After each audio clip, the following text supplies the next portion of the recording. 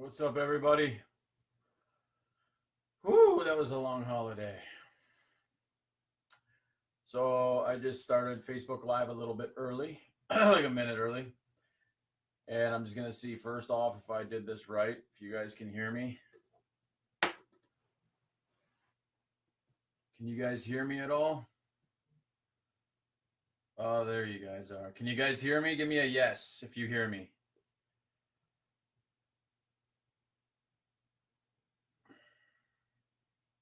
You guys hear me? Hello, hello. I know these are going to probably come in really slow. So many of you here already. I'm going to wait for just like another minute or two before I say my introduction about Demon House.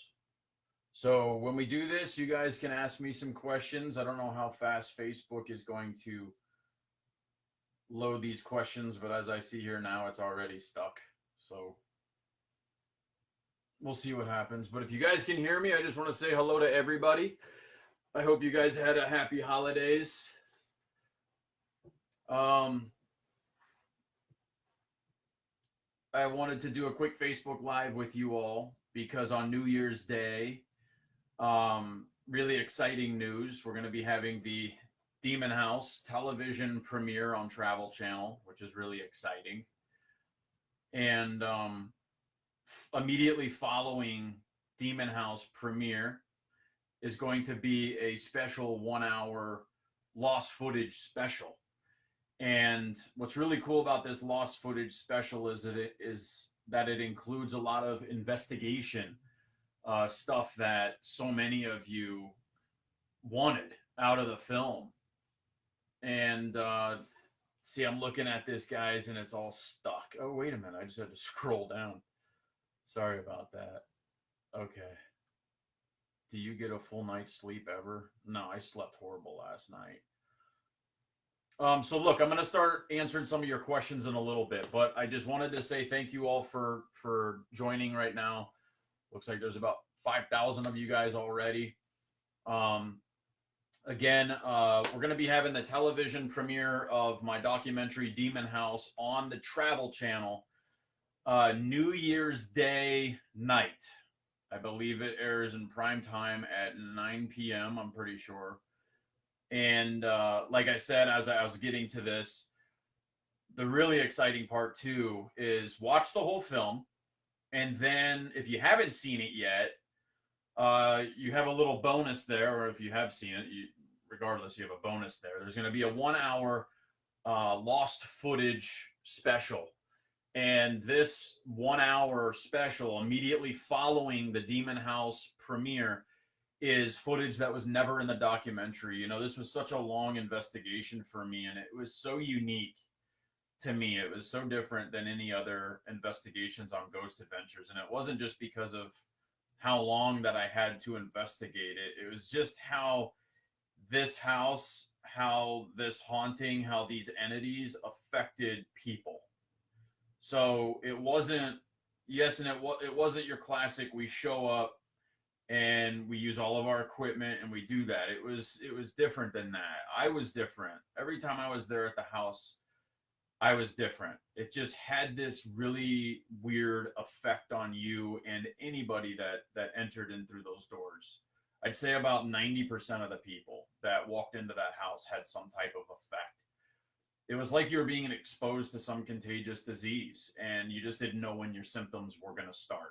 Some of them, it started right away. Some of them, it started right when they got home. And there isn't a day that goes by where I do not think about Demon House, the experiences, just the feelings that happen there. So I'm really excited to have this television premiere of Demon House on New Year's Day. Like I said, in this lost footage, there's a lot more lockdown style investigations. And that was a complaint, making this film. And this wasn't, making Demon House wasn't, I had everything lined up. It was literally, I was there 2 weeks after I bought it. And 3 weeks from prior to that, of me being there, I never even heard about Demon House. So it came out in the newspapers. I bought it over the phone that day. I was a little late showing up to film Ghost Adventures that day because I was on the phone for 45 minutes trying to buy this house. Um, but that's the interesting part about this is that I had nothing. I just had a couple people that I was supposed to talk to when I showed up there, and that's how this progressed. So if you guys want to ask me any questions about Demon House, why don't you go ahead and ask me some questions, and I'm going to see if it looks like it's working pretty good. But again, happy holidays to you guys. Hope you guys had a good holiday. Thank you all for your condolences about my father. I appreciate that. It's been a very tough time, so I appreciate that. So why don't you guys, do you have any questions for those of you that have seen the film, or for those of you that haven't seen the film, to see what maybe you're going to expect out of watching it? So I'm just looking for some questions from you guys. Zach, Demon House gave me very negative visions and feelings after watching. Maybe warn people who haven't seen it if they are any kind of sensitive. So yes, there is a warning at the beginning of Demon House. And let me tell you guys something very, very clear, that as much as somebody says, any demonologists, priests, exorcists, if anybody tells you they can exactly diagnose and study the actions of demons, which I have, but I still can't tell you exactly how they function and exactly, their intentions and how they manifest and this and that. So I can tell you based upon my experiences, based upon evidence that I've captured. But the warning at the beginning of Demon House is because when I first showed up to this case, the captain, Charles Austin of the Gary Police Department, he told me, which was very strange, the first thing that he told me is that these demons will affect women and children physically, and men, being the stronger being, is what he said in his words, electronically. It didn't make sense to me what he meant about stronger beings and all this kind of thing, but I think what he was saying is that the people in the case that he observed, the demons tended to affect the people in the case, the Ammons, who are, I guess, more vulnerable in their state of mind. They would attack them physically, and I guess they were more vulnerable in their state of mind at the time of this case. And any of the men, being the police, that went and tried studying this case and observing what it was doing to the women and the children and the Ammons, they would get affected electronically through electronic manipulations of equipment and being followed home. And some of this footage, some of these instances and events are in the 1 hour lost footage special that's going to air right after the film. But because he said this about the electronic and how it affects men that were investigating this case of the Ammons family, the mother and the children, the electronic phenomena was just really interesting, and we experienced it a lot. And that was one of the things that these entities knew how to do very well. I mean, they would go in and manipulate various alarms and security cameras and be able to go in and change the settings of that. So it's really interesting. And when you watch the film and when you watch the 1 hour special, you'll see more in depth about how these entities were able to manipulate electronics and things like that. So putting up the warning at the beginning of the film is, to be honest with you, I don't know. I don't understand how exactly they do it, but they can.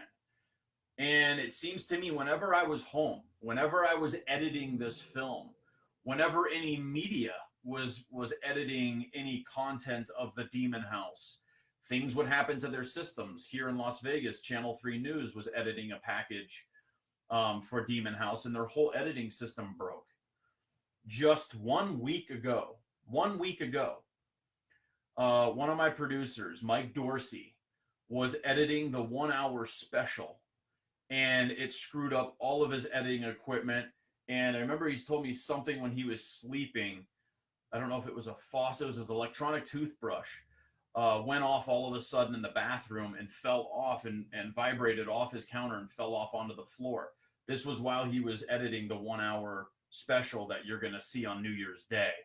And it screwed up all of his editing equipment. He couldn't, forget what that's called. He couldn't process the video or download it to get it to the travel channel. It would always freeze on 99% and do all these weird things. So I don't know. It just seems like these demons and these entities always had this awareness of whenever you were thinking about them. Whenever I was thinking about Demon House, bad, weird things would happen to me. Whenever people were editing or doing anything that had to do it, it seems as though they had this awareness that you were talking about them, that you were watching them. And again, in this 1 hour footage, guys, I'm going to answer some of your questions. I just want to get this out because it's really interesting to me. Is the 1 hour special as well, it would just talk about the electronic phenomena. I was going to say something else, but I forgot. But it was along the lines of that, which was a really interesting phenomena of how these entities, how these demons worked.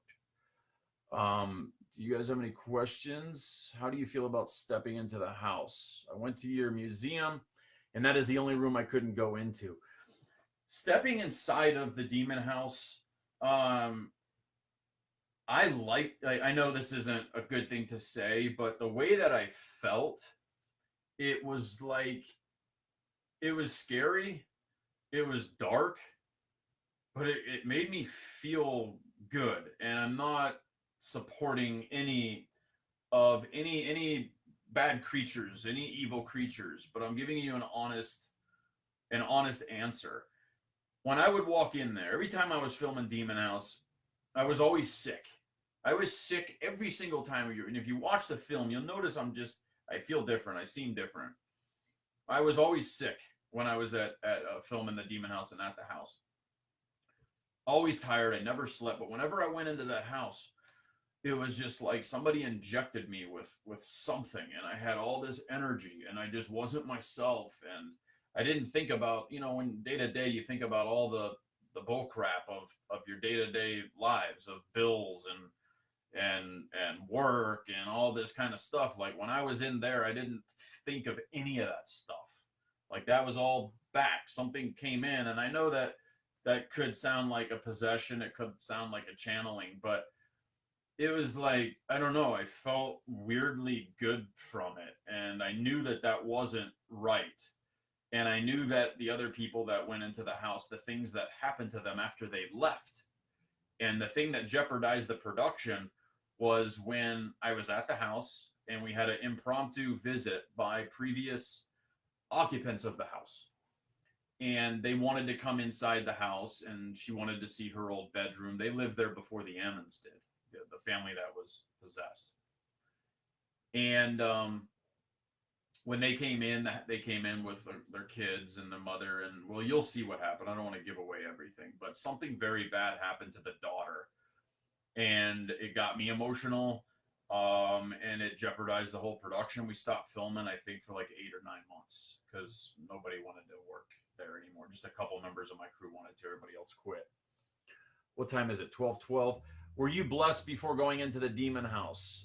And the shadow figure at the end, what was the shape of it? All that I saw at the end, when you're in a dark, dark room, your eyes will adjust after like 10 minutes. So as dark as it is, you still start to see a little bit. It's like the night creature, the night animals. And I remember hearing a sound, a growling type sound coming from out of the room, and I think it was coming from the basement area. And I remember what I heard was the most scary sound I've ever heard in my entire life, and that is imprinted in my mind. And when we were filming with Dr. Barry Taff and one of my camera operators who got it the worst, they also heard this growl with their own ears.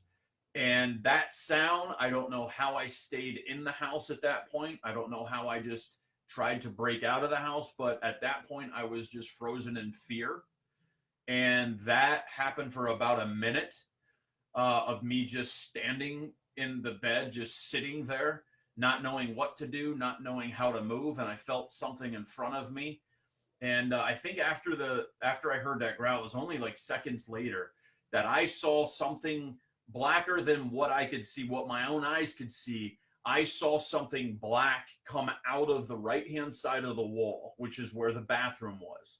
And it didn't make sense to me in the moment, but that's the same exact area where Dr. Barry Taff had a black mass follow him out of that same wall. And later, or way before all of this happened, in the lost footage that you're going to see in the special, you'll see Chris Fleming, the psychic medium. Something also happens to him in that same area. So I think where that bathroom was, where Dr. Barry Taft sensed something there after that black shadow followed him, I believe that there was a portal there that went straight from there down into the ground. And in the ground is where I'm just giving you guys the whole movie. I need to stop. Once I stick going on this, I can't stop. So I'm not gonna go too much in detail, but it was crazy, and I was originally supposed to stay locked up in that house for 48 hours, and I didn't make it that long. One things that I will say, and I'm just gonna keep going on this live until you guys stay. I'm gonna stay on here for a little bit because I haven't talked about Demon House for a bit, like in terms of an interview. So what I will say is that after I heard the growl, after I saw that black mass move out, well, I was able to gather myself a little bit, and I felt like I needed to put my fear aside and go towards it, but I couldn't go down into the bay. I couldn't go that far. And so when I got into the kitchen area, I began having severe pains behind my eyeballs. Like if you guys have migraine headaches, it's like feeling a migraine headache behind your eyeballs. And it was just, it wouldn't go away. It wouldn't stop. And I had my face down. And shortly thereafter, I got really angry. And I was more angry at the fact that what it was doing to my eyeballs. Because days before that, when we were interviewing downstairs with Dr. Barry Taft, I felt that pressure behind my eyes again. So that was twice. So I got really angry and I threw the TV down, and I was done after that because I knew that this was getting dangerous and something was affecting me physically. And the next day I wake up and I notice something's not right. And I'm wearing these prism glasses. And if you look really carefully, you can see that my eye kind of goes to the left. So my eye started turning in, and I looked in the mirror and I noticed it. But what I really noticed is I noticed that on a horizontal axis, I saw two images. I had double vision, and this was permanent double vision. And I went back home, and it just wouldn't go away. And I couldn't drive. I couldn't do anything like that. And then I went and had a bunch of neurological tests done, 3 different neurological tests. And they told me I had a condition called diplopia, which is permanent double vision, and I could fix it. And I did go to LA in Beverly Hills. There's a doctor there that was going to do surgery on me. So I go there. My assistant was with me. I woke up. Surgery was at like 7 a.m. I get there, and then they say that they had to do surgery on both eyes. I thought it was only one eye. And they said that if something goes wrong, it does run the risk of total blindness. I was out. I was like, I'll wear these glasses. I'm not running the risk of that because that's one of my biggest fears. There was no explanation for how this happened. There was no explanation for it whatsoever. They ruled out any neurological diseases. So I know 100% that something in that house caused this. So it was a scary experience. But everybody that's just tuning in, guys, we're going to be having the Demon House television premiere on the Travel Channel on New Year's Day. For those of you who haven't seen it, for those of you who have seen it, tune into this because at the end there's some demonic dessert, and that's a 1 hour. God, that was a horrible joke. There's a 1 hour lost footage special that's going to air, and you guys are going to want to see that's on that. I will give you a hint. I do run in there and I do scream. Don't make fun of me because it was scary as hell. Look, the police wouldn't even enter this house. So give me some props here. And I believe that, you know, what I suffered from that house, um, I'm still dealing with today. So it was a crazy experience. Let me just, it's 12:19. I'm going to go for 10 more minutes. You guys want to ask me any more questions? A lot of you asking, let me see, why don't you keep going back down? Okay, so we got a question here about why did you destroy the demon house? Why didn't you let more paranormal investigators go investigate it? If you're getting that kind of evidence, why wouldn't you open this up to the paranormal world? That's why. Because I don't want people having physical things happen to them. And I don't want, I know what I witnessed, and I know what other people witnessed there as well. Pioneers in the field. I know what happened to them. I know how they ended up in the hospital, almost died. I know how other people tried committing suicide 2 days after that I met. Why would I? That would be irresponsible of me. And I didn't want other people going in there and having these problems happen to them. This was serious, you guys. This was, look, I don't care if you believe, if you don't believe. I don't care what your religion is. I don't. All that I care about is I know what happened there. And I know what I experienced, and I saw what happened to others, and the credibility and documentation of what all these other people experienced from police officers, chief police officers. So I don't care about anybody's beliefs on this. Everybody can say what they want. I know that I did the right thing in destroying this house. Now, did that then disperse these demons out? Kind of like when you destroy a hornet's nest and the hornets just fly off and make another nest somewhere. I don't know. I don't know. I don't know. All that I do know is that those objects found in the dirt, I've taken those out and everything's been sealed over there. So that was my step to eradicate the problem, was to burn the hornet's nest. So really interesting too is that while this was going on with the Ammons at that house, other things were happening to the other neighbors right next to the house. So I don't know. I think that the city has unfortunately seen a lot of suffering. It's seen a lot of violence, and I believe that those are some of the emotions and elements that these entities will go to, will feed off of. The actions of others to do violence, murder, things like that. This is how they feed. This is how they thrive. So it was an interesting thing. So let me just look at some of these other questions here.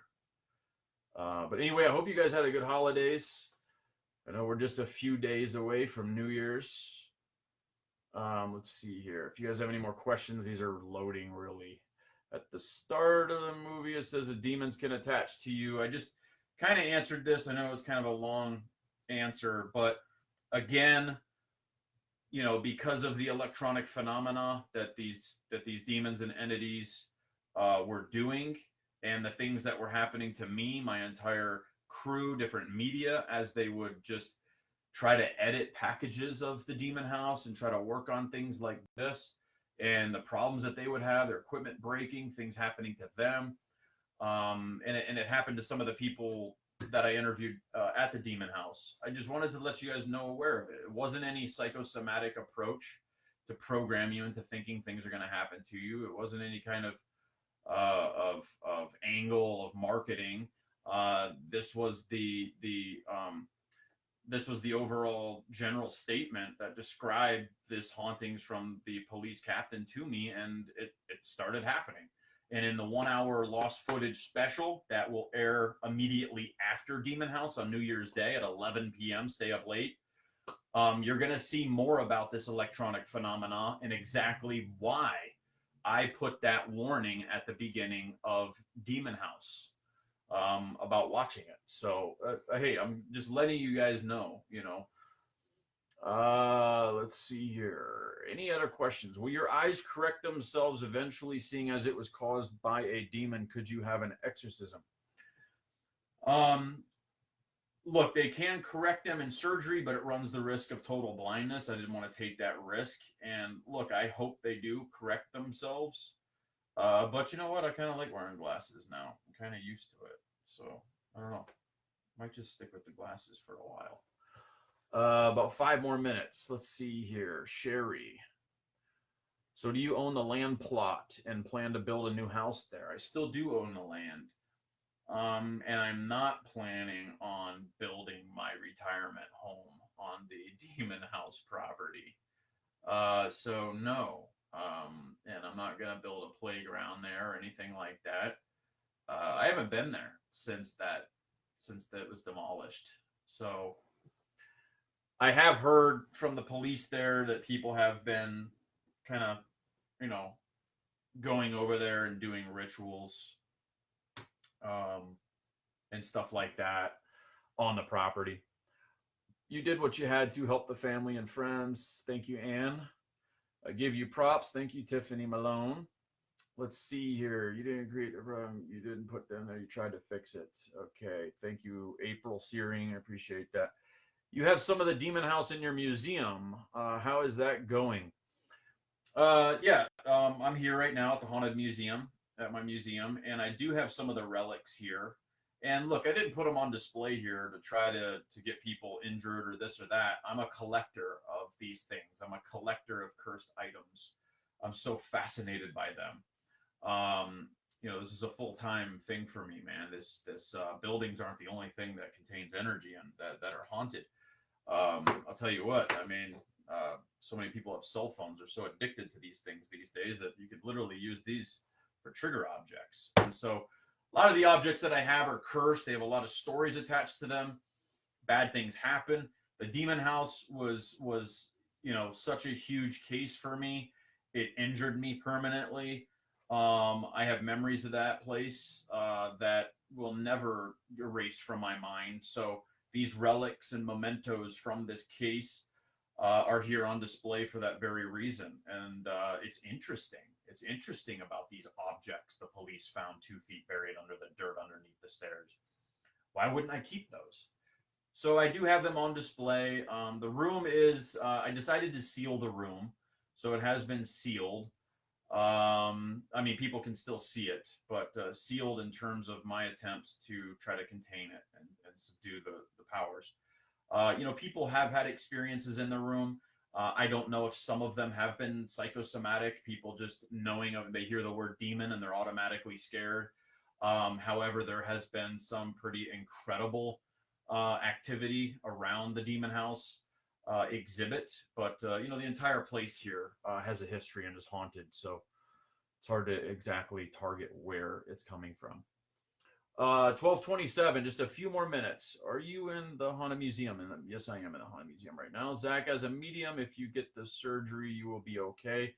Thank you, Tammy. I may just do that. I don't like surgery because I don't like being put out, like with the anesthesia. I just don't like that. Scary. But these anesthesiologists, they're good at what they do. So let's see. At what point does the phenomenon you experience become too much? Having attachments. It doesn't.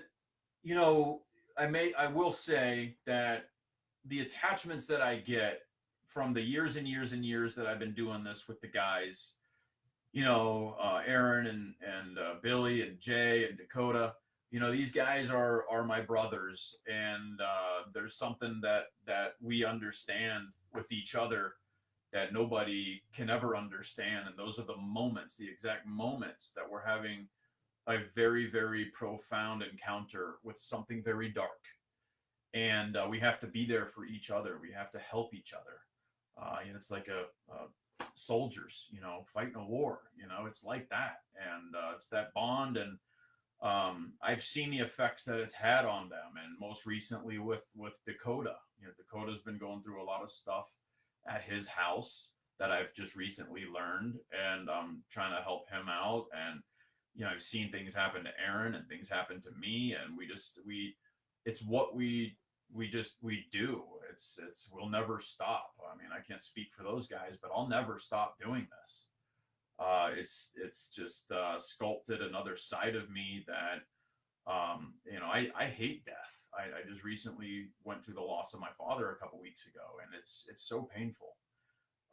But on the other side of the demons, I also want to observe and look into the afterlife and just what's after this body stops, and the energy inside of us and our soul, where does it go next? So a lot of you ask, why do you do so much dark stuff and stuff like that? I mean, we've been doing this for so long that naturally we like to just go to the edge, and that's just kind of who we are, or who I am built inside. I like that danger element to it. I'm drawn to it. I have a couple different sides to me. I'm a funny, goofy dude. Sometimes I'm a nerd. Sometimes I'm the dangerous guy willing to go and try to face whatever darkness there is.